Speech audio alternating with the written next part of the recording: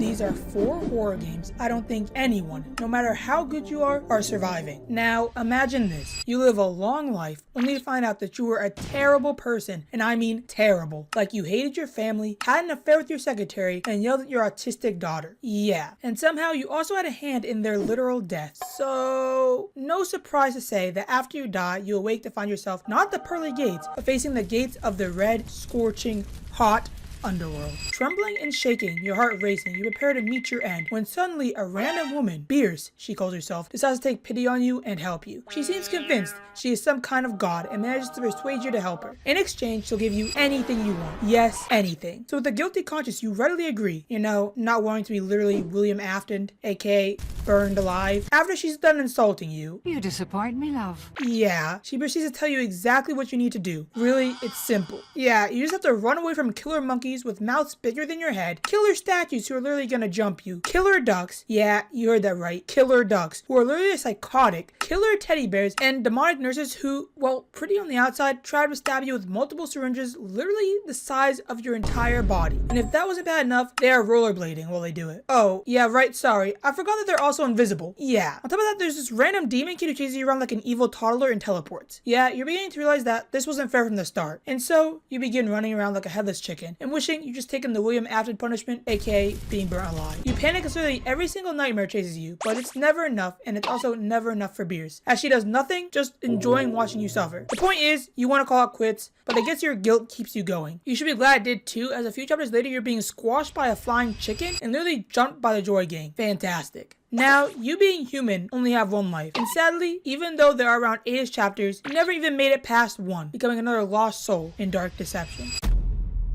You wake up in a sweat. Well, look at that. God has given you another chance, taking pity on your undeserving soul. What do you do with that chance, you ask? Well, use it to explore an abandoned factory, because apparently what happened to your coworkers is definitely a mystery that needed solving. When you enter, the place seems more run down than before. Dusty. You're confused. It was running fine a few months ago. You call out, but you hear nothing back except the disappointment God has in you for throwing your life away. As you advance through the factory, you swear you see something move. No, it was nothing. Impossible. You grab your head, figuring you're probably not feeling well. Walking down a hallway before an 18-foot tall stuffed animal starts walking toward you smiling. You scream, stumbling backwards as this dude Michael Myers walks towards you. Scrambling up, you bolt for the only exit you see, a vent. Fantastic. You scramble inside, hands clammy, sweat dripping down your brow as you move, only to see in growing horror this thing speed crouching towards you. It's everywhere. Behind you, in front of you, you gulp, falling through the vent as it pounces at you. But somehow, impossibly, a guardian angel seems to be looking out for you as you manage to break the vent, sending the massive beast tumbling. You smile, chuckling, softly breathing deeply. You're alive. The worst of your problems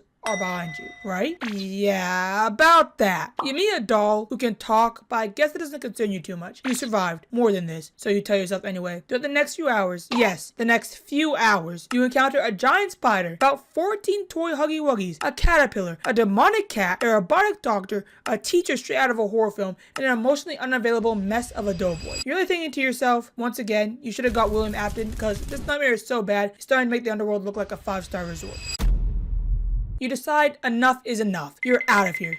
Screw your coworkers and your friends. You've come to terms with the fact that they're probably already dead anyway. Battered and severely bruised, you take a boat to an island and then climb aboard to take a train, breathing deeply, trying to clear your head as you set on leaving your problems behind you. Gone now. A new beginning. You laugh out loud. You've come so far. Nothing could possibly kill you now. You hear a deafening screech. Whipping your head around, you see smoke billowing in the distance, but it's gaining quickly. You squint your eyes, confused. You haven't seen anyone else in ages. You didn't know there's another train here. The trees start flattening and something clearly is coming right at you. A train? An off-track train, you wonder, standing up framed? But intrigued, you look close to the dark fog, making it hard to distinguish the shape coming closer. Your eyes widen before your mouth drops open to what can only be described as pure terror. That's not a train, you repeat. That's not a train. You slam your train forward faster as Satan spawn itself barrels at you. A demonic train with spider legs and an evil glint in its eyes. It's clear it wants blood. Yours. And it will stop at nothing to get it. In this life and every other one.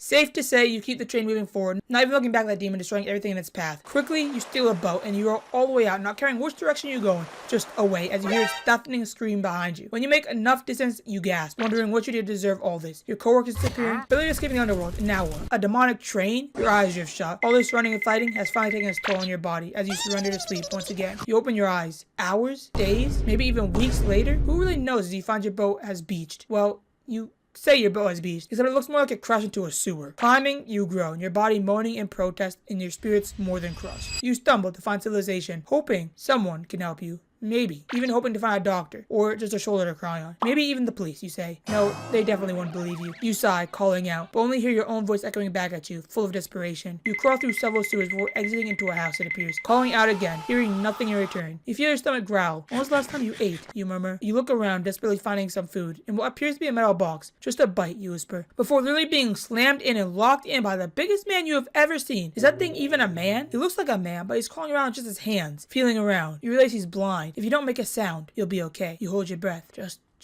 don't make a sound. You fart. Are you serious? You run, not caring. You just need to run. Luckily, you're faster. You think you are anyway. Your footsteps eating up ground as it screams behind you. Where are you? This isn't normal. It's probably the UK, you curse under your breath. When you're sure you've lost him, you sit, catching your breath. Now, honestly, describing the torment you go through for the next several weeks of your life would be torment for me, the writer, as well as you, the victim. And yes, you're a victim. I'd rather fight Homelander than go through what you are. But here's the abbreviated version, as neither of us has 2 years, especially not you. You get chased by fat trolls, goblins 10 times the size of you, who are absolutely revolting. You have to fight off some evil lady who can't take a hint using a mirror. Run away from a crazy man with a shotgun, who for some reason is obsessed with the idea of killing you. A teacher with the longest freaking neck that could probably wrap around the earth 14 times, who for some reason literally tries to eat you. You get jumped by a gang of children who behave like wild dogs. I guess the teacher doesn't care about them, to only be betrayed in the most horrifying way. Yes, dropped down a hole by the person you trusted. Betrayed and alone, you become a thing that you hated the most. This is your home now, and your tomb.